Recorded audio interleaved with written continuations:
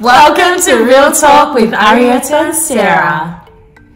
Hi. So, welcome to our first Real Talk for 2019. We've had a bit of a break and we hope you've had a good break too. Had the best break, didn't we? Yes, we did. Yes, I'm pregnant. So the last couple of weeks, so sick, and I'm back now. Yeah, happy days. Your first child. Oh my God. You have many first children, actually. I know, I'm a bit of a mother hen. You are a mother hen. Speaking of mother hens, we all have our different personalities in friendships, so we thought this would be a good topic for us to talk about because we love our friends, but we've learnt many lessons along the way about friendship that we thought would be helpful for you. Yeah. But also ones that you could probably relate to and add your own experiences as well. I think like friendships, right? Like we all crave relationships and we all crave connections, but as you've seen in your own life, as I'm coming to see in my own life, and I'm sure a lot of you as well, is that some friends can be really trying, but you want to keep them. It's just funny because when I think back on my life, I look at the different seasons of my life, and the friends that I was hanging out with really reflect that period of time. And you know, when I outgrew those friends, that's when they became trying to me because I was like, oh, I ain't there anymore. Like I'm not doing those things. I don't find those things fun anymore. How do you define friendship? Definitely loyalty. Loyalty is so important to me. Respect, so mutual respect in any shape, every shape or form. Also a lot of love. So and my love language is words of affirmation. So you know, friends that are constantly connected through keeping in touch, and it doesn't have to be coffees and phone calls all the time, but sometimes text it can messages be every day. simple as a text message. People who are bothered to stay connected.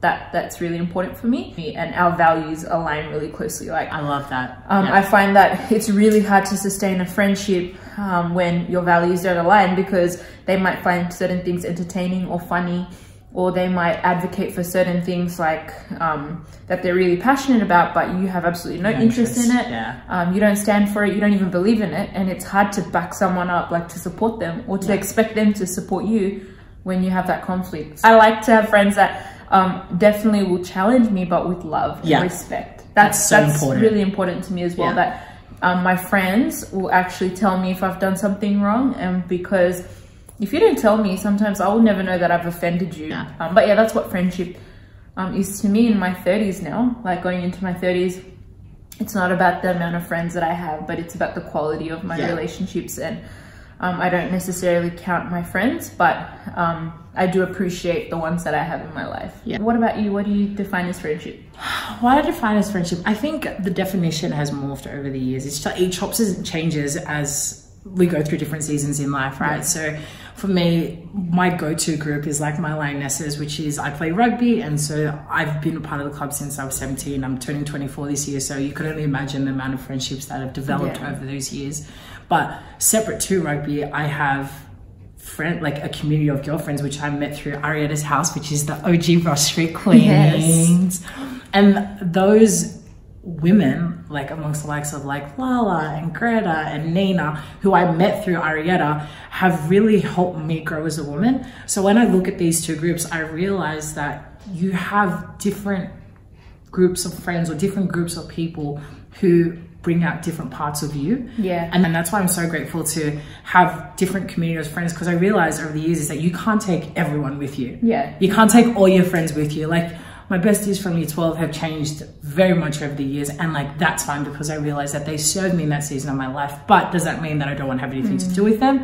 No, it just means that we're friends, but we're friends from afar. And I think we should probably cut ourselves some slack with that. Like, don't feel bad and don't feel like you're being a bad friend if you need to leave some people behind, because you're probably doing them a favor. Because I've done that before where I've just forced friendships to stay alive, and it turns out that I'm the one doing all the heavy lifting in the friendship. Just because I don't want to leave them behind. Like I love them so much, but it's so clear that we're just not on the same level anymore. Like, and sometimes they may be above me. They might be at a higher or better level, and I'm just not there yet. I can't relate to them, or they might be behind me, and they're dragging me back. And I think we shouldn't beat ourselves up about it, because I definitely went through a phase in my life where I felt so guilty about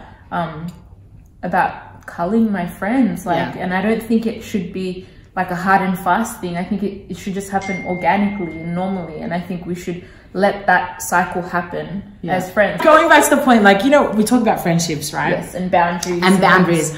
That's something that I do want to talk about, is boundaries in friendships. Yes. Because, you know, so important. It's so important. Not only you've got a few things to say about that. Not only do I believe that friendship should be transactional in terms of like give and take. Yes. But I also believe, and I'm sure you share the same view, is that you have certain friends for certain reasons, and those reasons will determine how much you share or how little you share with that person.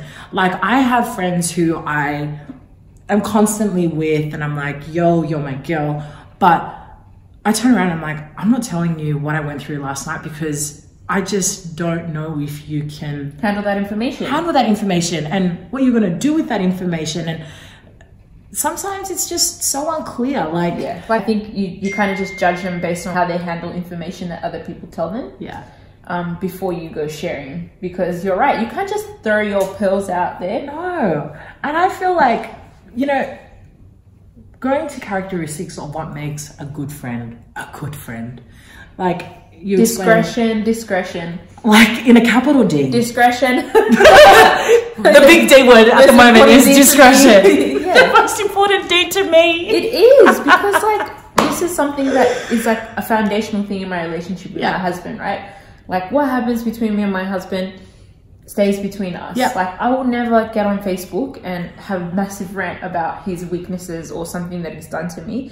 And you know, like, I know that relationships sometimes fail and sometimes people need a support unit, and that's why they do those things. But you'll never hear me within the confines of my marriage. I would never do that, and I'll never do that about my friends. That I'll fall out with, my siblings. Like, I wouldn't, like, you know, if someone tells you something or someone does something to you that's in that close unit, the last thing you should be doing is telling people about it. I know you need a safe space to vent, share.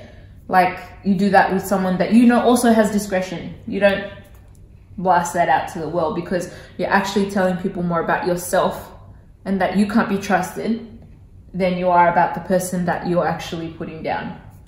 I think that's a really important point, right? Like, when someone speaks to you and they're sharing something with you and you realize, heck, you've just crossed someone else's several boundaries, and then several just to share this with me. Mental notes, like, never tell them anything, because they just, and it's all in the name of venting. Like, I'm all for a good vent, but I will always vent to someone who I know it stays in the vault. I am so conscious, like, of what I share and who I'm sharing with. If we could sum it up in terms of what we think you could take away from today about friendships, it's one, that boundaries are so important. Discretion is so important in friendships. When your friends trust you with something, or if you hear something, don't pass it on. And be a good friend. Like, be the friend. That's a starting point. That's like a minimum. That's like foundational. I just think, like, I really want to speak about friendships this month, because I realized going into this new year, you know, you see plethora of statuses and all these different posts being like, oh, leaving people behind in 2018. And I'm like, yeah, like, I'm all for that. Like, especially if they're hindering your life or hindering your growth as an individual. But you need to be mindful of your friendships. And you have to see what value these friendships add. And like you said, like, judge it by the fruit. Judge your friendship by the fruit of what they produce. And I just think, like, I'm heading into 2019 with, like, clear eyes, full heart, but like so intentional about the friendships I have and the relationships I'm willing to invest into. Because, like anything, I just want to make sure that what I'm giving out is what I'm receiving. I think friendships is really important. It's something we should talk about. Don't beat yourself up if you don't have a million friends, because I don't think you need a million friends. You just need quality love in your life. And you know, you shouldn't box yourself into a certain gender or a certain type of person. Just whoever feeds your soul and makes you happy and respects you and loves you and supports your choices in life and doesn't drain you. That's really important. Don't be friends with drainers. And if there's anything I want to add, just be careful to always champion before you criticize. Be a champ. Like, words are powerful. Words are so powerful, and you realize that friendships either make or break. Yes, actions, words. That's so true. Words. So true. If you are a person and you're, you know, just, if you're listening, I just want to encourage you, whether it's a friend, whether it's your partner, whether it's your team, whoever it is, whatever capacity they're occupying in your life, Be a friend who champions before you criticize. Yes, I think that's so important in friendships, and it will, the more you do it yourself, the more you attract people that do it as well. Exactly. So that's... Because gossipers will just get bored of you because you're not playing into it. Gossipers do get bored. Yeah, they do when you're not feeding into it. They get absolutely bored. Anyways, we love you. Thank you for your patience and waiting for this video, and we look forward to bringing you some new content this year. We really do. And I promise we're not being lazy or we're forgetting about this. We're passionate. So sweet. I've just been really sick, and I'm back on the horse now. But yeah, we've learned a lot from last year, and we really want to implement the things that we've learned, and that we're so thankful for our audience. We really appreciate you and we want to invest in you. We do. That's why we're doing this. We want to give you things that are useful for you and bring people on board that will not just sit here and passively share their story, but that they will give you takeaway tips 1, 2, 3 that you can actually apply to your lives. Yeah.